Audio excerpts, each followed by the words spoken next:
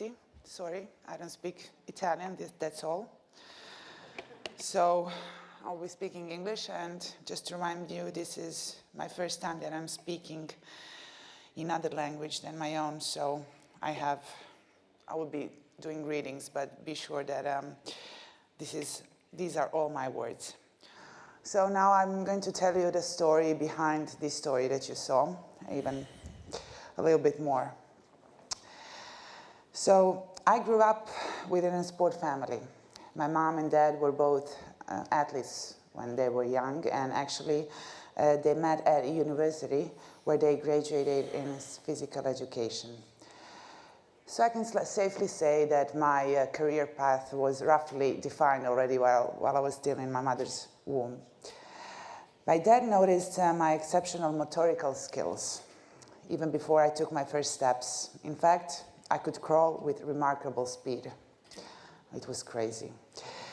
Very quickly, our common leisure activities were reduced to spending time playing various sports and doing exercises, usually in the playground outside the school, where through playing, I managed to fine-tune my coordinational movements, learning the basic gymnastic elements and how to catch and throw balls with left hand, right hand, closed eyes, everything, all kinds of challenges. My dad knew how to motivate me, and he helped me to learn how to maintain my concentration during more than half an hour, which was very, very hard for a kid my age. Those were the basic things because he was also an athlete. He knew what I needed to have in order to become a professional athlete. And that consists more than just physical abilities. The psychological effort of top athlete is perhaps more difficult to bear than the physical ones. Only a fine-tuned, synchronized body, mind, and spirit together can achieve a positive outcome. Dad noticed that I was not content with being just a participant in the game. Indeed, I always strive to win. So I didn't have much friends because while we were playing like any game, if I started to lose, the game would be finished. So later, I mean, this is not the quality that you should hold on to, but it's a good start. Now when I look back, of course, I see how my dad carefully and thoughtfully guided me along, and on some occasions, I was not even aware of the greater plan that was going on in his head. He listened to what I wanted, but he wasn't ready to take a risk on every of my decisions because, I was moody. All children are moody. One day you want one thing, and the next day you want the other thing. That's why his perspective was so important. At one point, he needed also to take the burden of decision for my future, especially if it involves sport. You need to start very early. And when I was like 6, 7 years old, I wanted to be like, I don't know, princess or something, You just cannot rely completely on your wishes. So you need someone who listens all the time. There is a very fine line that parents must discover to guide their child in the right direction. At the same time, it is important to give their children the freedom to decide. As I said, there was a great rebellion within me against everything that my father would impose. I remember actually one time when we needed to come to a decision which sport I'm going to choose.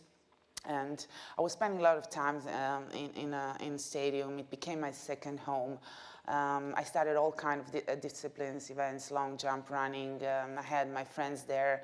But, doing high jump I was the best among my friends and even older children. So it was kind of an obvious option. And the second option was volleyball.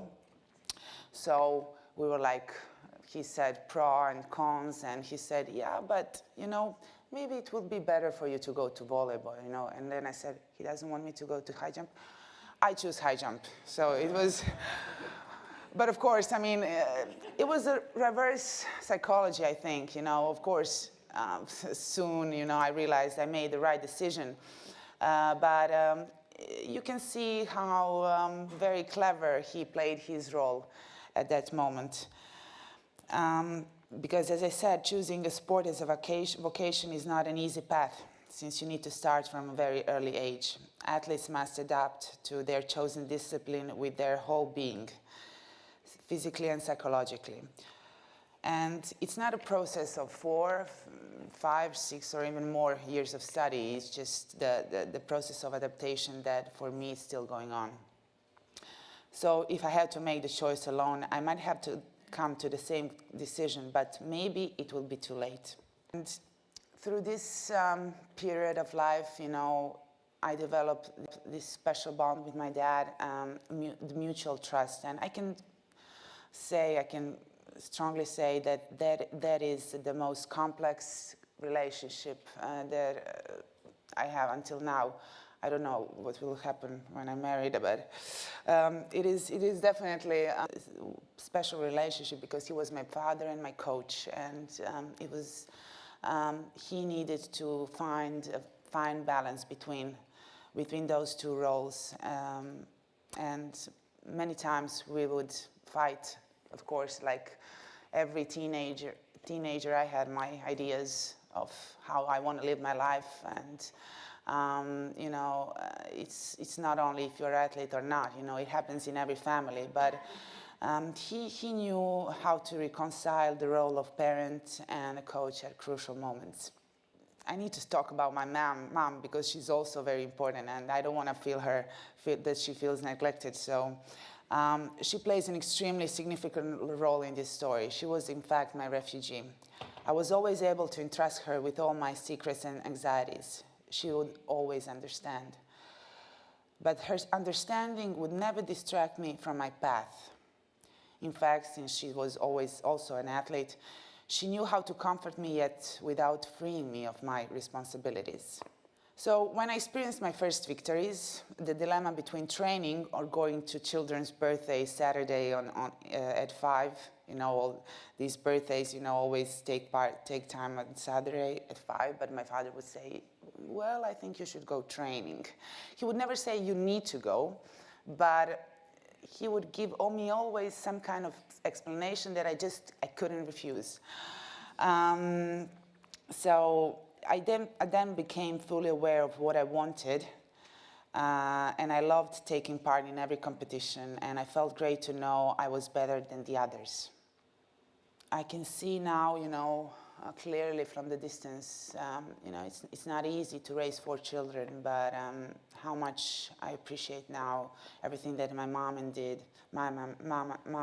did for us to make sure that we would lack anything.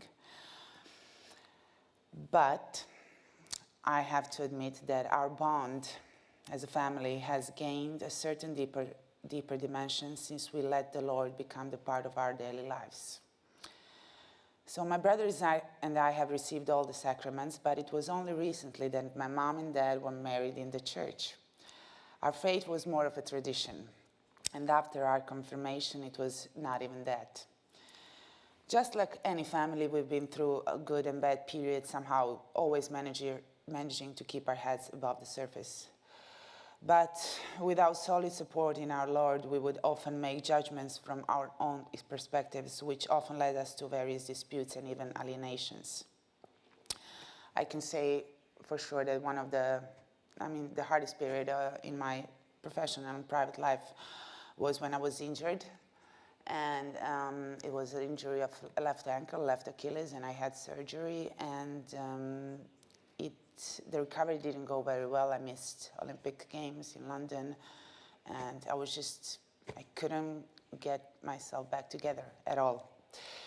I became very depressed, you know, because I was cut from my life that I used to know, and I somehow felt defeated in every way, and I had no desire to socialize with my family or my friends. In fact, I pushed them away because I'd rather stay alone in my apartment, out of sight. And I didn't know how to deal with the situation when I wasn't anymore Blanka, who is jumping, who is the best in the world in what she does.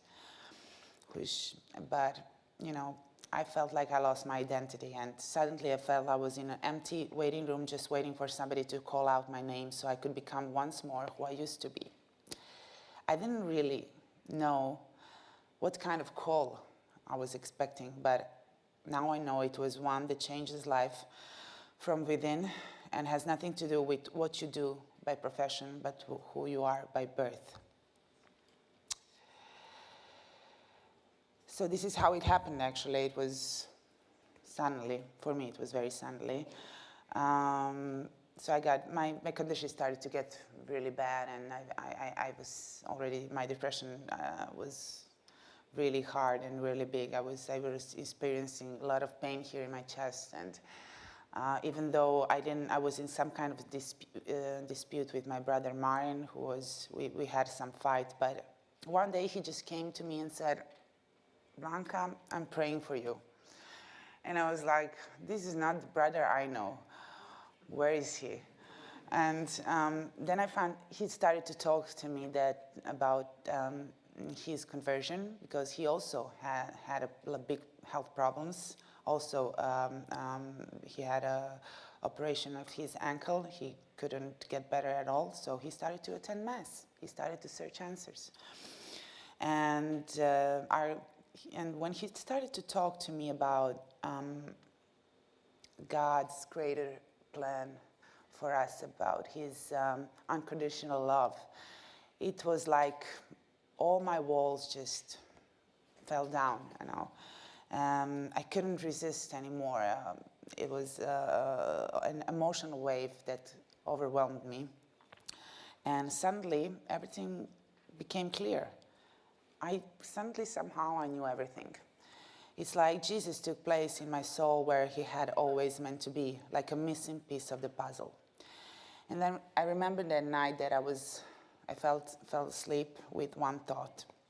Whatever would happen in the future, should I jump again or not, the Lord is with me and I have nothing to fear.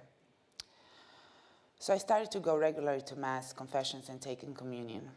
It was such an overwhelming wave that it affected my entire family, and my parents even started to contemplate a church wedding, which happened only a few months later. And knowing my dad, who never stepped foot inside a church except when he simply had to for weddings and funerals, it was a miracle to see him excited like a little child, when he was exchanging vows with my mom. It will be forever the most beautiful wedding I've ever attended. At that same wedding, at that same day, my whole family took communion. And if you tell me 3 years ago that would happen, I would say you are crazy. But, you know, to God, nothing is impossible. So,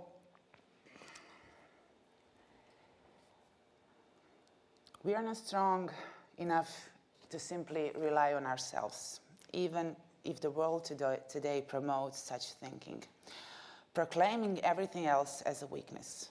We have been taught to hide our flaws behind a mask of strength and self-confidence, which is just a smokescreen that disappears at the first sign of trouble. Only when we turn and look to Jesus, we can find the meaning of the cross that we constantly seem to run away from. As a professional athlete who is in the public spotlight, life is easier and more complete knowing God's mercy and infinite love. I like to say it's like coming home, a feeling of coming home. And just before I finish, I just want to say that it's for us athletes, it is normal. We are used to clapping. You know, we like people to clap for us, to cheer for us. We feel powerful, we feel strong. But what happens if that goes away? That's actually my point, the point of my speech today. What happens then? Are you going to be happy? Are we going to be happy without that? So